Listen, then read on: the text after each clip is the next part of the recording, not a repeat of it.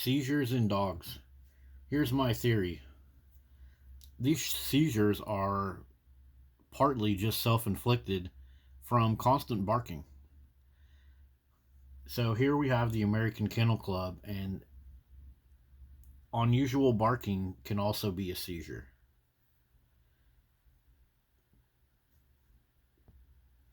Also, a common advice from veterinarians and dog owners is to keep them cool and reduce the stimulation. Turn the radio off, turn the TV off.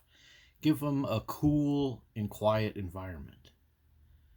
So dogs have hyperthermia when they go into these seizures. So you're supposed to keep them cool because the hyperthermia causes brain damage. Basically, the dog is going 100% full physical exertion, and everything in his body is just getting literally fried. But dogs are constantly subjecting each other to barking, barking, barking, barking. And then dog owners themselves are constantly giving the dog treats, constantly stimulating the dogs. You ever around dog owners enough, you'll see they're constantly like, get over here, get down, be quiet, come here, get a selfie. They just constantly need affirmation every moment. The Ring cameras in people's houses. What's my dog doing? Is he on the counter? Is he on the couch? Did he chew up this? It's just a constant stimulation with these dogs. So it's like self-inflicted, subjecting the dog to constant treats, constant attention, constant stroking. Every time you see somebody on the news with the dog, it's like they're sitting on the couch stroking the dog, two people stroking it. Come over here, get over here. What are you looking at? What do you see? What's going on? Constant stimulation. Here are two of the drugs that they use to quote unquote fix the seizures. So here's the first drug, and let's look at the side effects. Notice the side effects. They got sweating, feeling hot. So it turns them down, but at the same time it makes them hot. But notice this right here. Agitated or irritable. So you're going to give them a drug that makes them agitated or irritable. Let's look at Phenobarbital, another one of the drugs they give these dogs. Again, agitation, anxiety. So you're going to give them two drugs that increase agitation and anxiety, or could increase agitation and anxiety, and it might reduce their seizures. So we're just compounding the problem. So think about like when you ask a dog owner to control the barking and they tell you it's just what dogs do or just get used to it. This is a good argument that you should get your dogs to quit barking because you're just making them overstimulate themselves.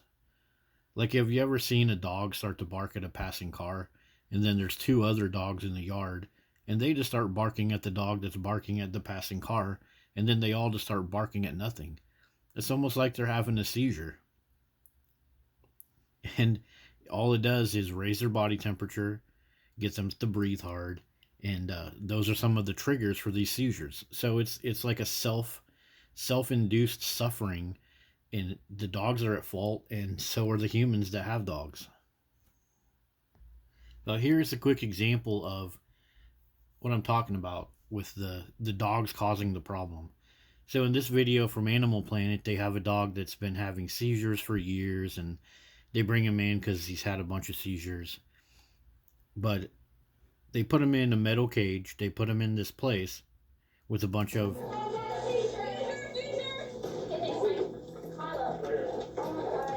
So this dog is in a metal cage with a bunch of other barking dogs. So they're in a place with barking dogs, and then the dog has two seizures all of a sudden when the dog just came in for one seizure. So if overstimulation is a problem with these seizures, bringing them to the vet's office is going to make it even worse. And I mean, that's evidence that dogs cause the seizures themselves by constantly barking. They got this Sheperd in here, Milo, and he's having a seizure, and everybody's running around hooting and hollering, yelling and screaming, grab this, grab that. All the other dogs are barking and throwing a fit. and you're supposed to cool down and chill out while you're having a seizure. But as soon as you start having a seizure, everybody starts yelling and hollering and throwing a fit. It's like you're making it worse. It's the same thing when people have a dog that's having one of these fits. Everybody gathers around, they put a video camera on it, they start talking to the dog. You're okay, you're all right, it's okay, please stop it, please knock it off, please come back to us. The hooting and hollering and all the virtue signaling and acting like you're saving the dog, all you're doing is making it worse for the dog and making it worse for everyone else. So the seizures are partly brought on by the stimulation from other dogs, and then the seizures are made worse by all of this crazy overreacting. Like I don't even understand why they needed to give the dog a bath, but they put the dog in this metal container and start rubbing him with gloves and spraying water on him, and then again he throws another one of these seizures and starts barking. Unfortunately, Milo started having a second seizure today while we were trying to get him cleaned up and ready to go. Like ready to go where? Like how dirty was this dog? The dog is only there a day, so I don't understand. Was the dog brought in all dirty? This is like a self-inflicted thing. Why is the dog in a metal tub? Like, is that's not even, it can't be fun for the dog. They just create this problem. They bring on more seizures so they can sell more drugs. And like, even if you don't like dogs, this is like this is suffering. The dogs are just suffering. You're in a metal tub with people patting on you with these cold rubber gloves. Oh, we're getting them cleaned up. What? So your production looks cooler? Man, these seizures. It seems to me that they're just like a profit center for veterinarians and drug companies, and then they're a virtue signaling thing for the dog owners. Look at us, we're saving this dog. As the dog goes through years of seizures and strokes like this, and each time that this happens to the dog, there is some level of brain damage. So you got this dog running around, not knowing what the heck is going on, not knowing who he is, for the sake of society to basically whatever act like you're some kind of great animal lover, when really you're just riding on the back of the suffering of your dog, putting everyone at risk for dog bites, and yeah, crappy. So there he is, Milo, laying on a towel on top of some steel with drugs getting pumped into his veins on his leg right here. This is a dog that was designed to work his ASS off and then pass away peacefully, chasing sheep or herding livestock. That's it.